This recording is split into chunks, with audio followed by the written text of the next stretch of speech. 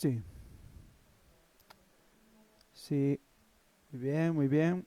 Creo que estamos transmitiendo. Creo, tenemos una pequeña caída por aquí. Veamos. Creo que ahora sí. Bueno, buenas noches hermanos y amigos. Es un gusto saludarlos. Espero que estemos transmitiendo en vivo. Hoy es 28 de octubre del año 2023. Son las 8:40 hora local. Gracias por estar ahí. Gracias por pasar unos minutos. Esperando que este breve tema o esta breve charla o conversación, como ustedes le quieran llamar, sea de provecho, sea de utilidad para sus vidas. Un saludo a todos nuestros hermanos, amigos que puedan llegar por acá. Hoy quiero hablar brevemente sobre este asunto, andando en el espíritu. Sé que es un tema que mucho se ha hablado, mucho se ha conversado ya en otros lugares, en otros momentos y en otros sitios, pero nunca está de más reflexionar un poco sobre este tema tan importante para la vida cristiana y que creo que siempre debemos revisarlo, siempre debemos considerarlo. Así que un saludo a todos los que lleguen por ahí, gracias por pasar. Espero que estén escuchando, espero que se esté viendo la pantalla que estoy compartiendo. Y bueno, gracias por estar ahí en esta hora de la noche. Sé que es algo tarde, en algunos países ya es casi que las 10 de la noche o las 11 de la noche, pero siempre hay algún sonámbulo por ahí que nos está viendo o alguien que dice, pues vamos a ver de qué están hablando en esta noche. Así que gracias por pasar. Esperamos que sea un tema pues edificante, ¿no? Que nos consuele, que nos lleve a Cristo, que nos aliente. Así que gracias por pasar y a los que vengan en diferido, es decir, que lo vean después, también gracias por venir aquí, gracias por compartir, dejar tu like. La verdad es que son formas de poder apoyar el contenido con el objeto de que puedan llegar a más personas o a otras personas según al tío Zucaritas le parezca más conveniente. Así que gracias por pasar. Bueno, sin más introducción, sin más saludos, quiero hablar brevemente sobre este tema. Es un abordaje muy breve, muy somero, muy introductorio, pero creo que será provechoso de alguna manera para cada uno de ustedes. Bien, el tema es andando en el espíritu. Y creo que con frecuencia hemos escuchado esto en diferentes contextos. Se nos ha dicho o hemos dicho, debes andar en el espíritu, debes vivir en el espíritu, debes comportarte en el espíritu. Bueno, las ideas o las formas de esta idea pueden ser diversas, pero todas apuntan hacia la verdad de la vida espiritual o la vida del espíritu o el creyente teniendo esta comunión con el Espíritu Santo a través de los méritos de Cristo Jesús. Ahora el asunto es qué significa esto, porque cuando escuchas andar en el Espíritu, pues parece que es algo muy elevado, muy extático, quizás reservado para algunos, pero no para simples mortales o para simples cristianos, sino que es algo muy top, algo de primer nivel. Pero cuando analizas las escrituras te das cuenta que estas ideas o estos mitos, si podemos llamarles así, estas falsas premisas, pues se desbaratan, ¿no? Se, des- se destruyen porque la Biblia o las escrituras nos muestra que esta vida en Cristo, que andar en el Espíritu, es algo que nos pertenece o que es propio de cada creyente. Así que eso vamos a ver en esta noche. Saludos, Fred, gracias por pasar, Dios te bendiga. Bien, dicho esto, uno de los textos que se utiliza frecuentemente para hablar de este tema es el siguiente y está en Gálatas capítulo 5, versículo 22. Dice el texto, si vivimos por el Espíritu, andemos también por el Espíritu. Aquí vemos la palabra andar o este verbo andar, que más adelante vamos a ver qué es lo que implica. Y el presupuesto de Pablo es que nosotros tenemos ahora una nueva vida en el Espíritu, es decir, una vida dada por Dios. Y habla ahí Pablo acerca también sobre el fruto del Espíritu. Pero esta expresión andemos también por el Espíritu es muy interesante, más que todo por esa igualdad que hace, ¿no? Pablo entre la vida por el Espíritu, es decir, esta nueva vida en Cristo, esta regeneración que ha ocurrido en nosotros. Y por otro lado, lo dice Pablo, andemos. Es como una parte igual y a la vez complementaria de la vida cristiana. Entonces, antes de entrar ahí, es muy importante saber por qué Pablo, o al menos de manera introductoria, por qué Pablo está escribiendo esta carta a los Gálatas. No nos vamos a detener mucho acá, porque no es el propósito hacer un estudio así largo de Gálatas, pero lo que sí podríamos decir es que esta carta fue escrita en el año 48 después de Cristo. Algunos estudiosos del Nuevo Testamento debaten si esta es la carta más antigua de Pablo o si es, si no mal recuerdo, Primera de Tesalonicenses. Entonces hay debate, ¿no?, dentro de los círculos académicos sobre los tiempos de escritura o las fechas o los años aproximados de escritura de las cartas paulinas. Pero lo cierto es que aproximadamente esto es en el año 48, siendo una de las cartas más tempranas del apóstol. Entonces Pablo lo que hace es escribir una carta orientada o dirigida a las primeras comunidades cristianas que él ha visitado o que él ha fortalecido a través de su primer viaje misionero. Esto lo podemos ver en los capítulos que están aquí de Hechos, Hechos 13:1 al 14:28. Vemos cómo Pablo viaja, ¿no? Los famosos 3 viajes misioneros del apóstol Pablo a través de estas grandes ciudades cosmopolitas o estas ciudades tan importantes de aquel momento. Entonces el apóstol los exhorta a través de esta carta. De hecho es una carta muy pastoral, pero a la vez bastante dogmática, ya que establece el apóstol Pablo algunos lineamientos sobre lo que es el Evangelio de Jesucristo. Y no solo esto, sino que apela a la conciencia de los Gálatas para hacerles ver el grave error en el cual están cayendo, el cual es escuchar la doctrina o la enseñanza de los judaizantes, ¿no? Una cuestión que no es muy ajena a nuestro entorno actual. Sabemos que hay muchos por ahí que se levantan añadiendo o suplementando la obra vicaria de Cristo, diciendo que no es suficiente lo que Cristo ha hecho o que sí está muy bueno lo que Cristo hizo, pero que necesitamos hacer esto o añadir esto para poder de alguna manera estar seguros de nuestra salvación. Entonces Pablo escribe entre muchos asuntos doctrinales, también asuntos pastorales propiamente, exhortando a los Gálatas, y eso es muy interesante de estudiar, ¿no? Probablemente esta carta la escribió en Antioquía, en Siria, en algún momento antes del concilio de Jerusalén, un concilio muy importante dentro del libro de Hechos. Es uno de los concilios que define el abordaje o el tratamiento que se va a hacer o dar con los gentiles. Entonces es una carta muy importante en ese contexto histórico que está ocurriendo. Bien, ahora, dicho esto de manera introductoria, también, y lo mencionaba acá, Pablo aborda asuntos relacionados al Evangelio.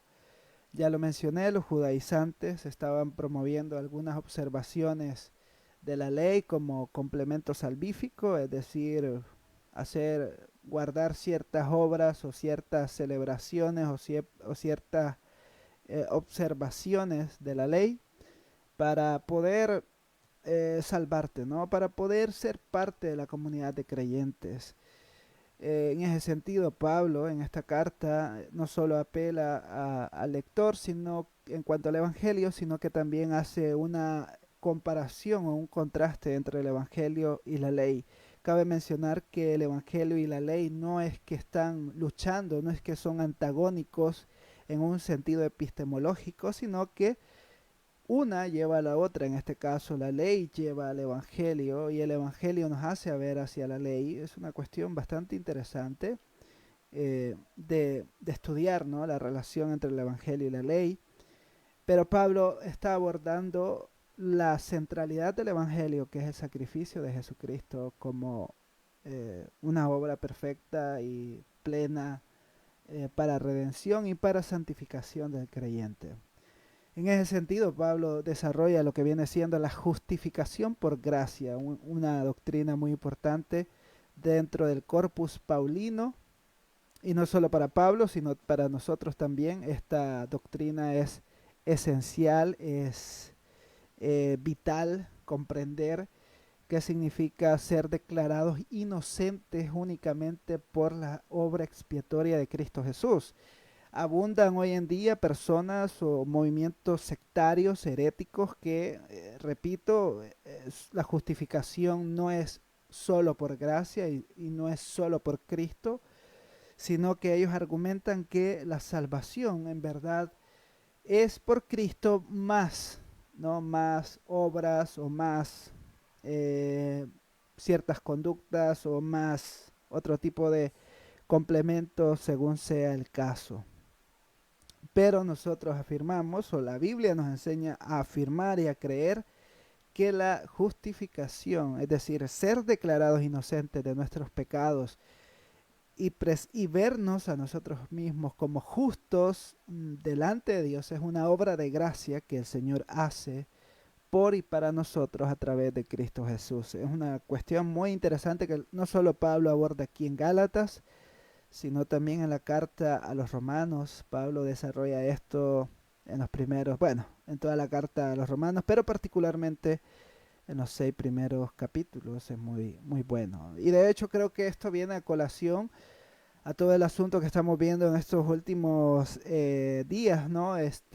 La próxima semana se está celebrando un año más de lo que se conoce como la Reforma Protestante, de cuando se dice que Martín Lutero clavó las 95 tesis en la puerta de la catedral de Wittenberg, eh, y es algo que eh, Lutero resalta en sus tesis.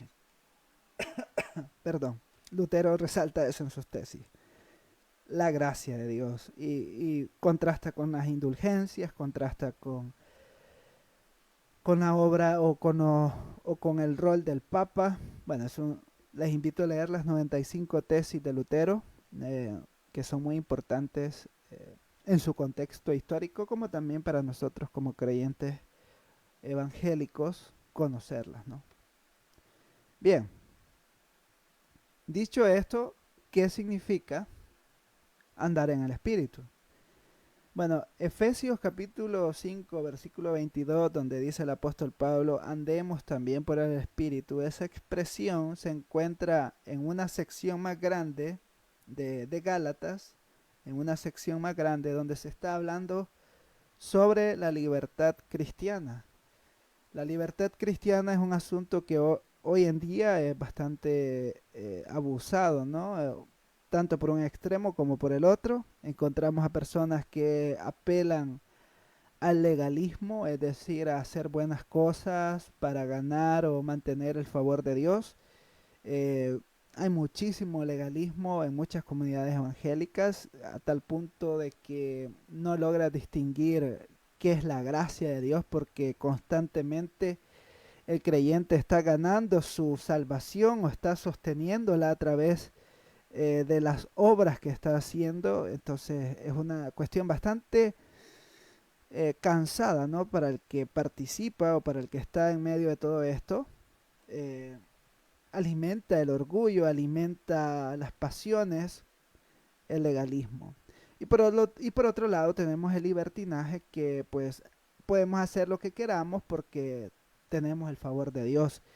Este es otro problema muy evidente también. Hay mucha gente que dice, bueno, ahora estoy en la gracia, estoy salvo, qué bueno, me voy a entregar a mis placeres carnales, o puedo permitirme caer en esto porque de todas maneras soy uno de los escogidos de Dios y como siempre Dios me va a salvar, pues no hay problema que pueda caer en esto, en este pecado tan grotesco, en esta conducta, en este tipo de cosas, porque al final Dios siempre me va a salvar.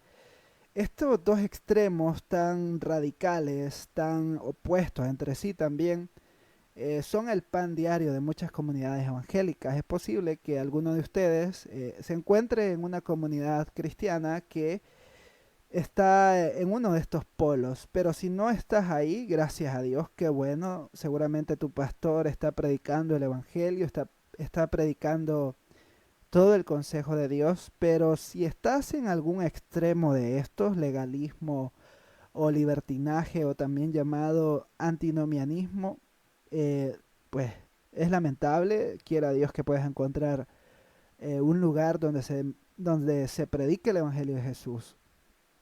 ¿Por qué? ¿Por qué digo esto con tanta firmeza? ¿Por qué no puedo decir esto es un tema liviano? No, no es un tema liviano o algo que se puede tomar a la ligera, porque el legalismo y el libertinaje son posturas contrarias al mensaje esencial del Evangelio de Jesús. Es decir, bien es cierto que el Señor nos dice que debemos obedecerle, que debemos vivir para Él, pero esta es una obra de gracia en el corazón del creyente. En Efesios capítulo 2, versículo 8 al 10, el apóstol Pablo expone esto de cómo la gracia por gracia somos salvos, pero para andar en obras que fueron preparadas de antemano para nosotros. Y por otro lado, no podemos decir que el Evangelio es libertinaje, porque ciertamente la Escritura nos llama a ser santos como Dios es santo. Entonces, si estas verdades tan esenciales del Evangelio no están siendo desarrolladas propiamente o expuestas dentro de nuestras comunidades evangélicas, muy seguramente estamos o están en algún extremo de este tipo de cosas, ¿no? Legalistas o libertinos. No hay, no hay como, si no se está predicando el Evangelio, no hay otras opciones más que estas dos. Entonces necesitamos entender qué es la justificación por la fe y cuál es el rol de las obras de la ley. Entonces Pablo en Gálatas viene exponiendo esto del Evangelio y exhortando, ¿no?, a la conciencia de sus lectores de por qué han sido hechizados, han sido engañados seducidos es la palabra, ¿no? Han sido seducidos por los judaizantes y viene desarrollando esto a tal punto de que ahora habla sobre aspectos prácticos del Evangelio o esta nueva vida en Cristo Jesús, y esto implica el andar en el Espíritu. Pero ¿qué es andar en el Espíritu? Porque cualquiera puede decir, yo ando en el Espíritu, yo soy espiritual. Ya ven ustedes que los rabacucus son espirituales, son personas que ellos dicen yo soy espiritual, yo soy una persona que ando en la unción, por mencionarte un ejemplo, ¿no? Esto es por mencionar un ejemplo, pueden haber otros ejemplos mejores, pero ¿qué es ser espiritual? ¿Qué es andar en el espíritu, en propias palabras de Pablo? ¿Qué es esto de andar en el espíritu? Bueno, en nuestro contexto se llega a confundir andar en el espíritu con ser una persona extrovertida o introvertida. Esto depende, ¿no?, del aspecto cultural. También puede ser una forma de vestir muy cubierta, es decir, siempre anda con manga larga, anda con corbata, siempre anda pantalones casuales, muy bien planchados, es una persona muy bien vestida y decimos, este hombre, este varón, esta mujer anda en el espíritu, ¿no? Anda llena del espíritu, porque la vemos muy bien vestida, porque vemos un porte muy exclusivo, muy santificado, ¿no? En la jerga nuestra, ¿no? Pero, ¿será eso andar en el espíritu? Podríamos confundir también andar en el espíritu con ser muy elocuente, es decir, personas que cuando abren su boca salen los salmos de memoria casi, es decir, de pronto están conversando con alguien y te dicen, no sé, el Señor es mi pastor, nada me faltará, en lugares de delicados pastos me hará descansar, y su léxico, su forma de expresarse es muy hermosa, muy armoniosa, muy bíblica, y tú dices, este hombre está lleno del Espíritu o anda en el Espíritu, porque sus palabras, su forma de hablar es muy pausada, es muy atractiva, es decir, sus expresiones faciales también, su comportamiento también te demuestra una paz y te sientes que estás conociendo casi a Enoch, ¿no? O a Noé, y haya gracia delante de ti aquella persona y dices, anda en el Espíritu. Pero ¿será esto andar en el Espíritu? Y por último, algunos confunden también o llegan a ver que andar en el Espíritu es la abstenerse de muchas cosas. Por ejemplo, ver una película familiar, salir a jugar un deporte, practicar un deporte, eh, cualquier cosa que tenga esa tonalidad de que no está ocurriendo en la casa de Dios o en una iglesia local. Si no está ocurriendo en la casa de Dios, entonces eso no es para mí. Eh, Llegan unos extremos bastante radicales, muy similares a los Amish, pero bueno, ¿serán todas estas cosas andar en el Espíritu? Bueno, el apóstol Pablo, por lo que vamos a seguir viendo, no está hablando que andar en el Espíritu sea precisamente este tipo de cosas, precisamente, porque estas cosas son muy subjetivas. Es decir, imagínate si andar en el Espíritu está relacionado con una manera de vestir. ¿Quién será la persona? Los musulmanes nos llevarían mayor ventaja a muchos, en el caso de las mujeres, le llevarían mucha ventaja si la vestimenta fuese una especie de forma, ¿no? De andar en el espíritu. Cabe mencionar que aquí no estamos apelando, ¿no? A que la modestia cristiana no es un tema muy importante. No obstante, no hay que confundir las cosas entre una y otra, porque andar en el espíritu es una cuestión interna, es una obra en el corazón del hombre, como vamos a ver más adelante, que se proyecta o se refleja en nuestro diario vivir. Entonces, es algo más profundo que impacta nuestro estilo de vida, nuestra forma de tratar a las personas, nuestra forma de ver a Dios principalmente, nuestra forma de ver las escrituras, qué valor o qué rol tienen para nosotros. Ese tipo de cosas son las más importantes, ¿no? Entonces, ¿qué es esto, no? ¿Qué es andar en el Espíritu? Bueno, primero, para ir entrando ya en materia y no cansarlos mucho, la palabra andar o la palabra caminar, que es andar, ¿no? Es la palabra griega peripateia, peri- peripateita, peripateita. En su uso más amplio, en griego, esto significa caminar alrededor de alguien o caminar en una dirección particular. Es como seguir a una persona donde quiera que va. En los días de Aristóteles, sus estudiantes eran conocidos como peripatéticos debido a su hábito de seguir a su maestro. Donde iba Aristóteles, ahí iban sus discípulos, sus aprendices. Para el cristiano, andar en el Espíritu o ser guiado por el Espíritu significa seguir a nuestro maestro, es decir, donde el Espíritu dice, ahí vamos nosotros. Ahora el problema es, ¿dónde es que está hablando el Espíritu Santo? ¿Estará hablando en una montaña allá por los Andes? ¿Estará hablando en una casa muy especial o estará hablando a través de cierto hombre allá por Argentina o por Estados Unidos o por Europa? La verdad es que no necesitamos ir a esos lugares tan lejanos o tan remotos para poder escuchar lo que el Espíritu está hablando. ¿Y dónde está hablando el Espíritu Santo? Está hablando a través y principalmente de las Escrituras. Las Escrituras son el fiel testimonio de la voluntad de Dios para el creyente.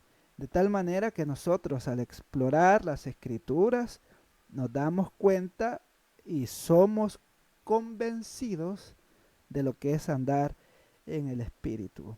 Ahora, propiamente quiero responder a esta pregunta eh, con ciertas categorías que se ven dentro de la carta de Gálatas y particularmente también en Efesios, que son cartas que a mi parecer están relacionadas en la parte práctica de la vida cristiana. Primero, podría decir que andar en el Espíritu es consagrar continuamente nuestra vida al Señor en todas las áreas. El Señor trabaja en nosotros a través de su palabra, por el poder del Espíritu Santo, Él trabaja en nosotros, de tal manera que nuestra vida, tarde o temprano, como el árbol, ¿no?, que está ahí plantado, tarde o temprano va a dar frutos para la gloria de Dios.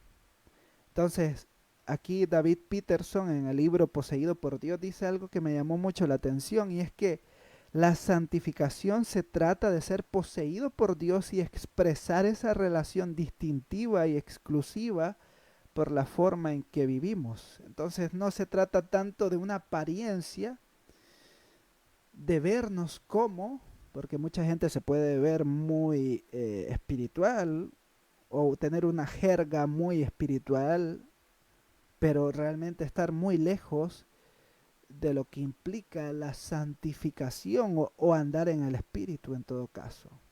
Erasmus Arcerius, en Apuntes sobre Gálatas, escribe que no es suficiente morir para pecar, también debes vivir para la justicia si quieres tener una nueva vida. Experimentar continuamente esto es una forma de rendirnos o de someternos a Cristo por medio del Espíritu Santo y por medio de la palabra, la consagración, un tema que ya poco se escucha en nuestras épocas, ¿no? Segundo es no satisfacer los deseos de la carne. Nosotros como creyentes aún seguimos luchando contra este remanente de pecado que está en nosotros, que el apóstol Pablo lo llama el viejo hombre, que está ahí y que seremos libertados totalmente y definitivamente cuando Cristo venga por su pueblo, cuando Cristo nos transforme, cuando seamos transformados, cuando lo corruptible se vista de incorruptibilidad, esa transformación gloriosa que ocurrirá en la parousia, en el regreso glorioso de Cristo Jesús, seremos transformados, seremos libres totalmente de esa naturaleza, de ese remanente, de esa raíz de pecados que aún está en nosotros. Pero mientras tanto, el creyente es exhortado a no satisfacer los deseos de su corazón, de la carne, sino buscar, o más bien dicho, andar en el Espíritu Santo, someternos a la palabra, indagar la palabra, instruirnos en la palabra, escudriñar la palabra. Hermanos, si esta palabra, si la escritura no tiene un rol importante en nuestra vida, es muy difícil que podamos ver un crecimiento en la vida cristiana. Es muy difícil, si no podría decir que imposible, si no conoces la voluntad de aquel que te ha redimido, de aquel que te ha comprado por la sangre, por su sangre gloriosa, la sangre del Cordero. Si no lo conoces, no puedes vivir para Él, y si no puedes vivir para Él, no puedes crecer. Y en el peor de los casos, y no puedo afirmarlo, en el peor de los casos puede ser que solo seas una persona que aparenta una religión, ¿no? Un estatus religioso, más no un nacimiento de lo alto. ¿Cuántas veces he hecho esto hoy con la Biblia? Bueno, hoy sí que he movido bastante la Biblia. Pero bien, y ya voy finalizando. ¿Qué es andar en el Espíritu? Es escuchar la voz del Señor. La voz de Dios está en las Escrituras. Otra vez, la voz de Dios está en la Biblia, está en la palabra. Yo conozco de personas que han pagado mucho dinero por viajar a otro país y escuchar a supuestos profetas, ¿no?, que están hablando y les dicen: tienes muchos problemas, te veo hoy que vienes con muchas cargas, y supuestamente Dios que les está hablando.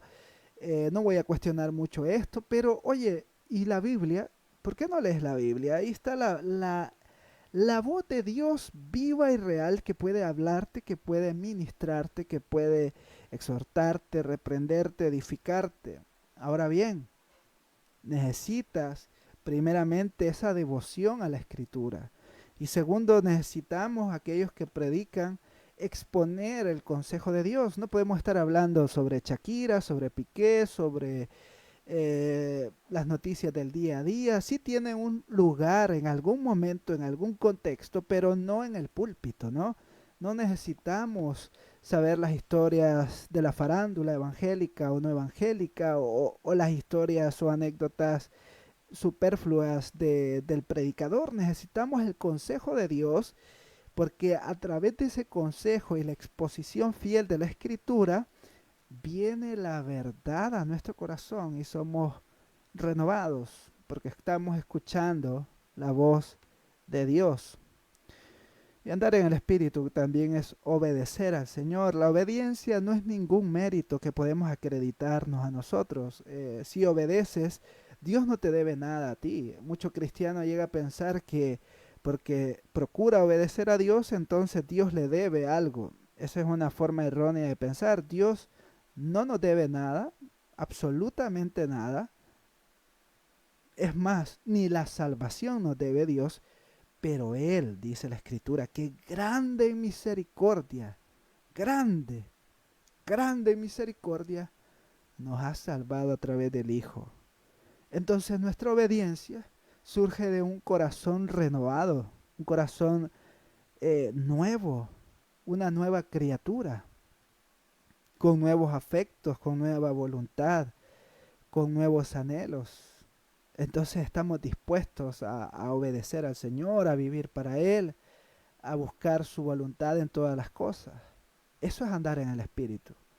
Claro, esto no es muy popular en nuestra época. En nuestra época queremos escuchar que somos campeones, que somos, pues, somos los tigres del norte y del sur, que somos lo top de lo top, que somos, ¿qué les puedo decir? La mera cosa, ¿no?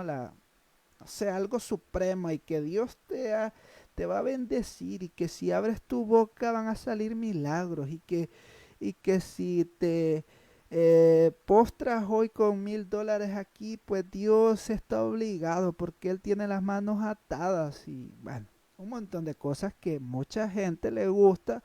¿Por qué le gusta? Porque no es el Evangelio. Sí, hay mucho evangélico que no le gusta el evangelio. Muy curioso esta frase, ¿no? A mucho evangélico no le gusta el evangelio, porque sus oídos se han acostumbrado a escuchar este tipo de jergas falsas, idólatras, carentes de palabra de Dios, y por lo tanto no crecen, no pueden crecer. Y es ahí donde nuevamente el rol de la escritura es muy importante para nuestro crecimiento.